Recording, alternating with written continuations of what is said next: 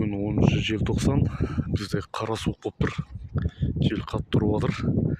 Мынау суықты екі есе қылып келеді бізде. Қазір градусникті көрейік, қанша болып тұрған термометрда. Так, -4,5 деп тұр.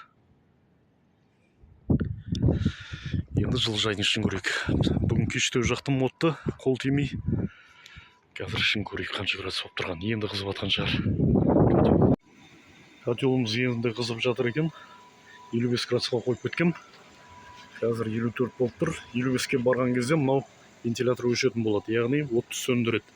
Одан кейін 55-тен төмен түскен кезде судың температурасы қайтадан қосылады автоматически. Кез келген градусқа қоя беруге болады. Бүгін түн салқын болғандықтан, суық болғандықтан қазір мен бұны 60-65 градусқа қойып кетем. Сол жылулық осы жылыжайды ұстап тұрады. Жалпы отопление системасына 300-400 литрдей су кетті. Оның бәрін жылыту оңай емес. Сол суды полный системаны жылытып алғаннан кейін мына жылыжайдың іші жақсы жылайтын болады. Ал мына жақта көлеңкемен перде қылып тұтып қойғанбыз, ар жағы таза тұрсын деп. Қазір ар жағын көрейік. Мінекей 55-ке барған кезде, судың температурасы 55-ке барған кезде мына вентилятор өшті.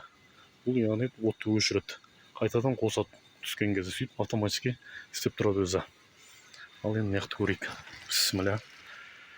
Енді бұл жақтың ауасы жылы, мынаяқтан қарағанда таза тұрады. Оның үстіне кішкене кеш жақтым модты бүгін, енді жылып келе жатыр екен іші.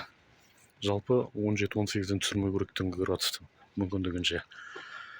Қазір 13-4 болып тұр екен. Жалпы жылыжайдың іші топырақтың жылулығы 21-2 болып тұр екен. Влажность 80%. Қазір мына градус көтерілген сайын влагада түседі, влажность түсе бастайды. Сонымен таңға дейін отты өшірмей жылы ұстайтын боламыз.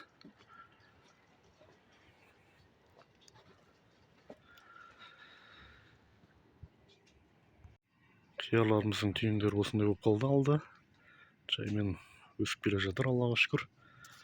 Құдай қаласа жақын күндері қияр жеп қаламыз бұйырса. Алла істеп жатқан кәсібімізге, диқаншылығымызға береке берсін.